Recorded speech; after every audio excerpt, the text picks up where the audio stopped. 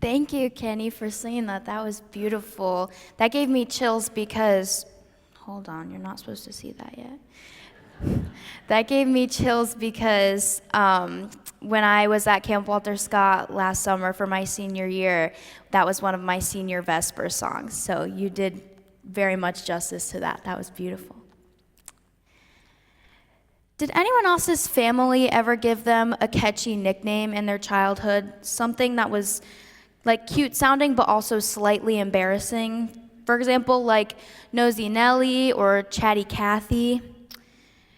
I've been called both of those before, but my core nickname when I was a child was Marge in Charge. I personally don't remember this, but I've been told that I was a tad bossy as a child. That nickname kind of stuck, and now I'm just Marge to a bunch of different people. So my childhood bossiness really has haunted me into my young adulthood. A similar haunting nickname situation seems to have happened to the man that is in the scripture I chose for today. I'm going to go ahead and read it. This is John chapter 20, verses 24 through 29, and I'm reading the New Living Translation. Now Thomas, one of the 12, was not with them when Jesus came. So the other disciples told him, "We have seen the Lord."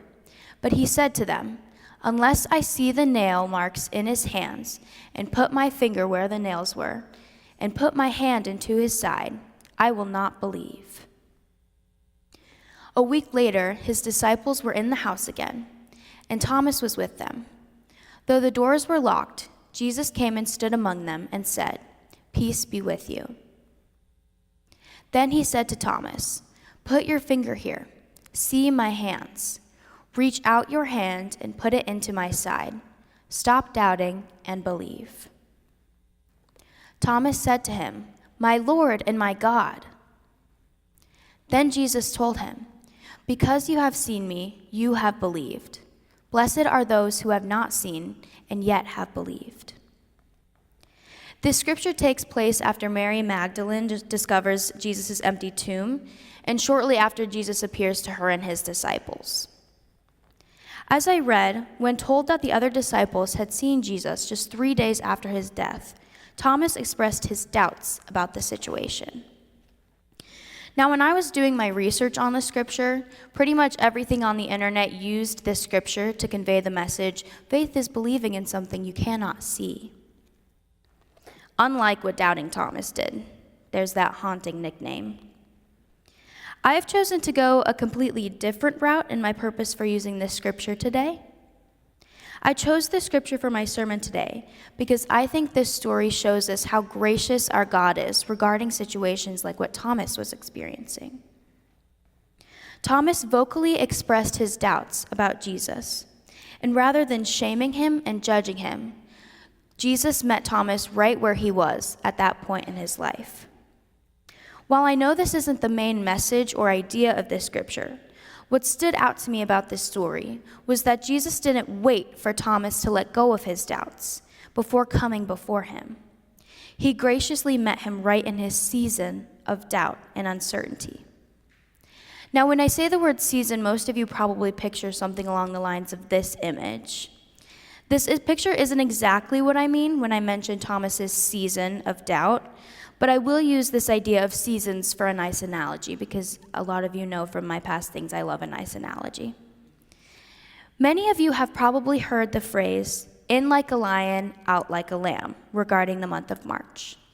If not, I'll attempt to explain it to the best of my ability. In like a lion refers to the start of March, where the weather is still portraying itself as winter-esque. This is the part of the year where most everyone is sick of the slushy snow. This is the part of the year where you get a nice few 70-degree days, and then you jump the gun and you switch all of your winter clothes in your closet out for your summer clothes, and then the next week you need all of your winter clothes again. It's also the time of the year where all of the outdoor sports coaches curse the weather every day. This one hits my family pretty hard, personally. It's the season where most of us aren't exactly our best selves, if you're catching what I'm throwing at you. Then there's the second half of the phrase, out like a lamb. Maybe. Is there a picture of a lamb, James? Nope, okay. Pretend there's a lamb up there, because I did have a picture of a lamb. And it was a lamb with like flowers in its hair, and it was around a garden of flowers. That's what you can picture right now. This is referencing the end of March when spring has begun its sprung. And for the purpose of this analogy, we're going to pretend that it wasn't still like 45 degrees a month ago. In this season, the lamb's gentleness replaces the fierceness of the lion, both literally and metaphorically, because I don't know about you, but I think myself and a lot of other people are a lot more delightful when the seasons look like this instead of the ones that aren't circled. But inevitably, the seasons will always change. It's a whole cycle. Inevitably, the lamb will replace the lion, and vice versa. My purpose for this analogy is because I feel like the inevitable external season changes propose a pretty fair comparison to the consistent, ever-changing, inevitable phases or seasons that we as humans experience regarding our faith. In the scripture from today about Thomas, it is clear that he had been experiencing a season of uncertainty regarding his faith in Jesus. Similarly, I recently found, while cleaning out my notes app, personal evidence of a time when I was experiencing a season of heavy doubt regarding my faith. I'm going to read it for you guys now. I can't help but wonder, is God really listening to me? I've prayed endlessly to get better in hopes that doing so will improve the course of my life.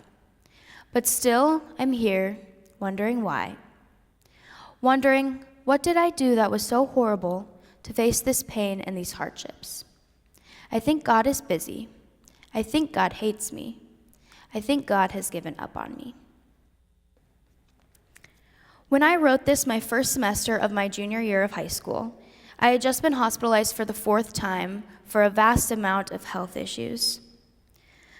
Those 2 weeks consisted of 1 blown vein, 2 seizures, 3 allergic reactions. Pretty much Dr. Seuss could write a book about my experience there. I had to drop out of the play that I had the lead role in. I had to change high schools, and I pretty much lost the majority of my friends. I was so completely lost and terrified at the life I was living. I chose to share this with you because at this point in my life, I had already pretty much just given up. Given up my will, given up my hope. I think mostly because I had given up on God, because I felt like he had given up on me. This all led to a season of doubt and uncertainty regarding my faith in the Lord. I left out a part of what I wrote in 2023 when I first read this. I'm going to read it again without leaving it out. I can't help but wonder, is God really listening to me? I've prayed endlessly to get better in hopes that doing so will improve the course of my life. But still, I'm here, wondering why. Wondering, what did I do that was so horrible to face this pain and these hardships? I think God is busy. I think God hates me. I think God has given up on me. And then I give him the benefit of the doubt, thinking I'm not worth the stress of trying. I was experiencing such physical and mental agony at this point in my life.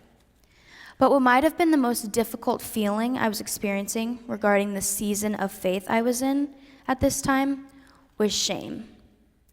I was so ashamed that I was angry with God. I felt like a horrible Christian.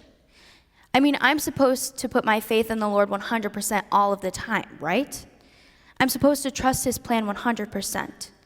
I'm supposed to trust God 100%. How dare I let my faith falter?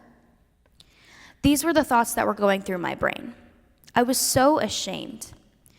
I mean, it makes sense that I didn't feel God's presence, right? Who am I to ever doubt the Lord and assume he would still show up for me, right? Wrong. I was very wrong, but I didn't know that yet at the time. I know that now, but 2 years ago in this season of my life, this is what I truly believed. And I think this belief was because I didn't know that this feeling was just part of a season of my life that was natural and that was normal. I felt like at that time that I was an abnormal, faulty Christian. And honestly, I think that it was quite recently, when it became clear to me that this mindset I had wasn't the reality of the case at all. I'm going to share the instance now that inspired me to use this whole idea for my sermon today. Several months ago, I was hanging out with my best friend. During the school year, our hangouts usually consisted of us just sitting on my dorm room floor and talking because as first-year college students, we were too tired to go out and do anything. But let me tell you, we had some of our best, most eye-opening conversations on my dorm room floor. At this specific time, we were talking about our faith journeys and how we have experienced a multitude of ups and downs with that in our first semester of college. Long story short, during the time of this story, my best friend was experiencing a bit of a steadier season of her faith journey, and I was not. I was going through it a little bit my first semester of freshman year, as many do, I have learned. During our talk, I remember my friend saying something about how in the weeks prior to this conversation, she was experiencing a time of distance from the Lord, and how in her current time of this conversation, she was feeling a stronger presence from the Lord. And without even thinking as if it was scripted for me to say, I just spouted out the sentence, "Well, he never really left." I remember this instance because my friend and I just looked at each other for a little bit after we said this, and she clapped her fingers together and said, "Okay, put that in your quotes." And if you don't know what that means, I have a notes in my notes app of my phone where I put quotes that I think are funny or inspirational that someone said. My family always says, "Be careful what you say to Maddie because she might write it down in her phone." So just words to the wise. And clearly we were on a roll of inspirational quotes that day because my best friend then started talking about the idea of seasons of faith, which might sound familiar to you. And now I've kind of exposed myself that my idea for this sermon sort of came from a whole different person. But I promised that I got her permission for this, and the rest of the sermon did come from my own brain. So anyway, I would say that at the time of this conversation, the season of faith that I was in was similar to that of the one that I was in 2023. However, this time, in that moment with my best friend, talking about our seasons of faith, and now, after reading the story about doubting Thomas, it's really hit me that my doubts didn't make me a bad Christian. They made me a normal one. And it also sort of dawned on me in that moment that two things can be true. Truth number one, you can have doubts about God. You can have questions, you can be afraid, and you can be angry. And truth number two, you will always be worthy in the eyes of the Lord. Because as humans, we go through these inevitable seasons of faith. As humans, we have phases in our faith journeys that feel like this on the right and that feel like this on the left. But like with doubting Thomas, like with 16-year-old Maddie, and like with 19-year-old Maddie, there is evidence that the Lord will always see us as worthy, no matter what season of our faith we are in. Because feeling like, is it on my left or right? Feeling like the one here on the left with your faith doesn't make you unworthy in the Lord's eyes. The Lord will continue loving you and meeting you where you are, whether you are in a season of the lion or a season of the lamb, because the changing of the seasons is natural. You will always be worthy of the Lord's love, whether sun, wind, rain, or snow. You will always be worthy of the Lord's love.